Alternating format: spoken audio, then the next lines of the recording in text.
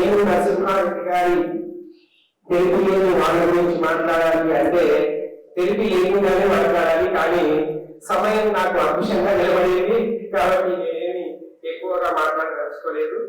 ఏది ఏమైనప్పటికీ వారి సాహిత్య ప్రస్థానం 1995లోని సమాంతర స్వప్నంతో మొదలుకుంటే 2023లో వచ్చిన ఊహల వేదిక వరకు జరిగినటువంటి ఈ సుమారు 15-16 పుస్తకాల పరంపరని ఇతివృత్తంగా తీసుకుని సృజన సాహిత్య వారు గత సంవత్సరం వారి జన్మదినాన్ని పురస్కరించుకొని ఒక కార్యక్రమాన్ని ఏర్పాటు చేసి ఆ కార్యక్రమంలో పాల్గొన్న వారందరి నుండి రకరకాల వారి రచనల నుంచి వ్యాసాన్ని సేకరించి ఒక పుస్తక రూపంలో కూర్చి ఈ రోజు మన ముందుకు తీసుకొని వచ్చారు. దీనికి వారు పెట్టిన పేరు తెలిపి లేని వాడ. అంటే ఎక్కడ కూడా విరామం లేకుండా కూర్చేటటువంటి వాడ. తెలిపి లేదు మన తెలంగాణ భాషలో చెప్పాలి అంటే కంటిన్యూస్ గా వర్షం ధారగా కూడవడం. అంటే ఏము నరసింహారెడ్డి గారి సాహిత్యం కూడా నేను వారి పుస్తకం చివరిలో ఉన్నటువంటి వారి పుస్తకాల జాబితాను చూస్తే వరుసగా ఒక 2-3 సంవత్సరాల గ్యాప్ లోనే వరుసగా పుస్తకాల పరంపర కొనసాగింది. మధ్యలో ఒక వారు చెప్తారు ఆ విషయాన్ని, ఎందుకంత గ్యాప్ వచ్చింది అనేది ఒక 5-6 సంవత్సరాల గ్యాప్ వచ్చినట్టుగా నాకు కనిపించింది. అంటే ఇక ఈ పుస్తకం విషయానికి వస్తే ఇందులో 13 వ్యాసాలు ఉన్నాయి. అమ్మకి వేణుగోపాల్ గారు వానలో తడుస్తూ అని ప్రారంభించారు. దీనికి ముందు మనం రాశారు. నిజంగానే ఈ పుస్తకాన్ని చదివితే మనం కూడా తడుస్తాం, అంత బాగా పొందుపరిచారు. ఇక మొదటి వ్యాసం నాగేశ్వరం శంకరం గారి.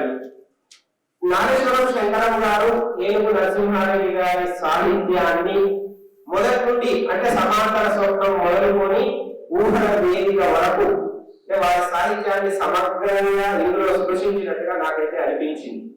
ఇది ఒక మంచి పరిశోధన వ్యాసం. అదేవిధంగా రెండవ వ్యాసం ఏనుగు నరసింహారెడ్డి శైలి శిల్పం నారాయణ శర్మ గారి. ఇది కూడా చాలా చక్కగా ఉంది.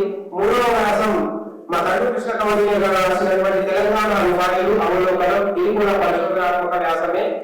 అదేవిధంగా ఏముషి నరసింహ గారి కసికి కవిత్వం తోడైతే, కవిలో ఉండే లక్షణమే కసి. ఏదో ఒక అంశం దొరికితేనే కవిత్వం ధారణగా వస్తుంది. కాబట్టి వారు ఏనుగు నరసింహారెడ్డి గారి కవిత్వము శైలి రూపాల గురించి వివరించారు. అదేవిధంగా కొండపల్లి నిహారెడ్డి గారు కొత్త పడక నిండా కవిత్వ పరిమళం, ఇందులో 107 బస్టాపు 610 జీవు మొదలైనటువంటి అంశాన్ని స్పృశించారు. పల్లెలు పట్టి చూపుతున్న మట్టి పాత శతకం, ఇది కోనేటి రంగయ్య గారు రాశారు. ఇది కూడా చదవదగ్గ వ్యాసమే. కవిత్వ దీపం మూలవైపు ఉప్పాల పద్మగారు రాశారు. అదేవిధంగా అహం బ్రహ్మాస్మి రాయారావు సూర్యప్రకాశ్ రావు గారు రాశారు. ఇలా నీల దృశ్యం, శ్రీ అంతరంగ చిత్రణ, పూలపూల బాల కవిత్వం ఒక విశ్లేషణ, నాణ్య జీవిత కవిత్వం అయితే డాక్టర్ సాయన సత్తయ్య గారు వారి నాన్నల గురించి స్పృశిస్తూ రాసినటువంటి వ్యాసం. తెలుగు సాహిత్య విమర్శలో ఊహల వేదిక ఈనాటి సభాధ్యక్షులు నిర్మల ఆనంద గారు స్పృశించారు. ఒక చరిత్ర 2 మూలాలు, ఇది చివరి వ్యాసం. అంటే ఏనుగు నరసింహారెడ్డి గారు రాసినటువంటి పుస్తకాలలో రుబాయిలు కానీ, ఊహల వేదిక కానీ, హైదరాబాద్ సంస్థానం మీద రాసినటువంటి పుస్తకం కానీ, వాటన్నింటినీ క్రోడీకరించి ఒక దగ్గర సెట్ చేసి ఒక పరిశోధన గ్రంథంగా దీన్ని రూపొందించారు. ఈ విషయంలో వీరు సక్సెస్ అయ్యారు.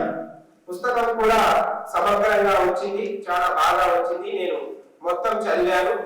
ఈ 13 వ్యాసాలు కూడా పరిశోధనలో చాలా ఉపయుక్తంగా ఉన్నాయి, చాలా చక్కగా వచ్చింది.